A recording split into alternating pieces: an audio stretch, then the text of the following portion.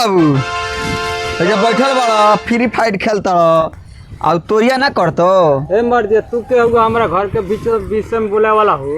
अरे घर के फोड़ के रख देला बड़ा जैसे ना भगला तो फफेला तू दे ना भगला मरत नहीं का उल्टा सीधा बोलता रहो हमरा घर के लोग कुछ बोलबे ना करेला तू बोलत रह ना भगला चलो हम तारा घर कहते हैं चलो जा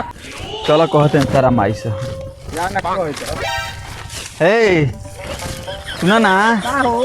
आई अपन लइकवा काहे ना समझावत रे उल्टा सीधा बोलत ताटे जाना गाड़ चोदवा जाता हनी के मिल जुल के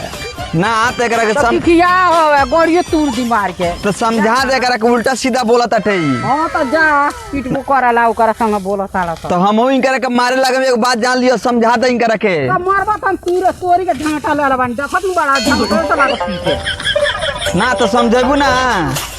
जा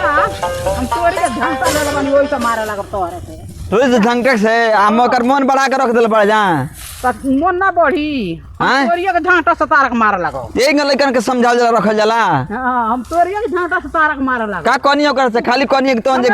खाली खेली खाली खेली हां तारक तो उल्टा सीधा ही बोल दी हां हैं सुना ना लइकवा के समझाबू के ना समझाबू तू हैं तारा कहला हम लइको के समझा दे पाहे लगा देव तहार काहे पा लगबे के समझाबू ना काहे के हां का हमर लइका फ्री फायर रोया घूमी फिर फालगो में हाँ। समझा दो कुछ कहो जन अरे गोड़िए पहोई होसवा चला देव हम गोड़िए छेदी देव हम हाँ। भागई जैसे लइका के बारे में तू अब बोले उल्टा सीधा हां हम गोड़िए फोड़ देव हम धई के चीर देव गाड़ भाग जाई जैसे हां तू समझाओ के बदला में ओकरा कौरी सिखा के बमकाव तारू कुछ कुछ कहत रही घूमी फ्री फायर घूमी फिर फार घूमी तारा का लागे हमर ओइया घूमी ओई में घूमी हां नहीं तो हंसवे लाला बानी सोजा गाड़ चीर दे आई दादा